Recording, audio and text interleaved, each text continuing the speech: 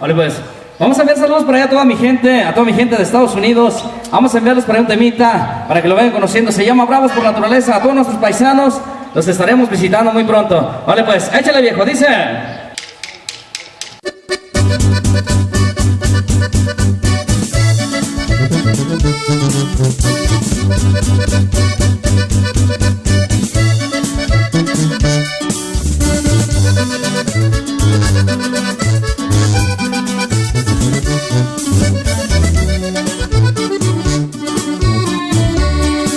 Aguatempan es el pueblo, pero Puebla es el estado de unos compas que les quiero platicar. En la nada ellos salieron de su rancho pa'l gabacho, con el hambre y con las ansias de triunfar.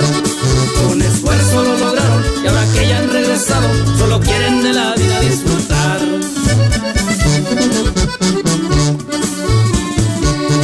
Bravos por naturaleza, de su padre traen herencia y el gatillo no les da miedo jalar.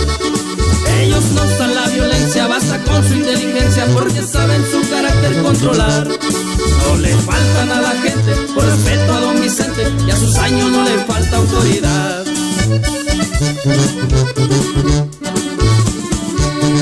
En Santa Inés, Aguatempan, en una trocona negra, al compa Víctor se le ha mirado pasear.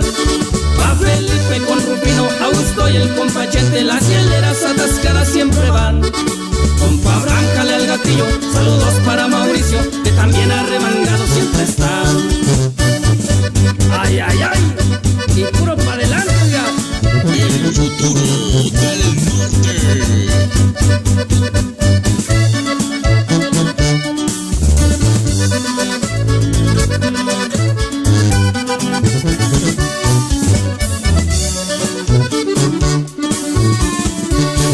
Orgullosos de su tierra, mil recuerdos hay en ella y por eso nunca la van a olvidar. Que retumben los corridos, la música siempre en vivo y el norteño nunca les ha de faltar. Que no falten las bucanas, vámonos en caravana, los radios al millonazo siempre van.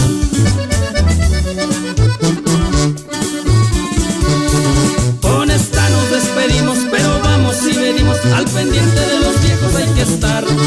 La mente de esos dos viejos, el consejo que nos dieron fue el impulso para la vida enfrentar.